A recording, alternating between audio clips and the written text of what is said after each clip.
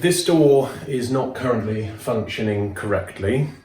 The space between the two wings is out of alignment, so it's closer at the top than it is at the bottom. When we check the space between the bottom of the wings and the frame, the wings are touching in the center, and we have space at either side indicating that they are not sat square within the frame.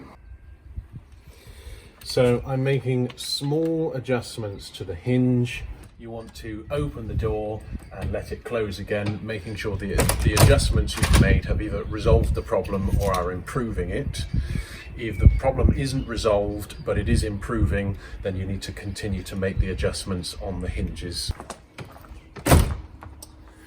From the outside, you can check that the two wings are square within the door by just looking at the top where the two wings meet and making sure there's not a significant step between the two.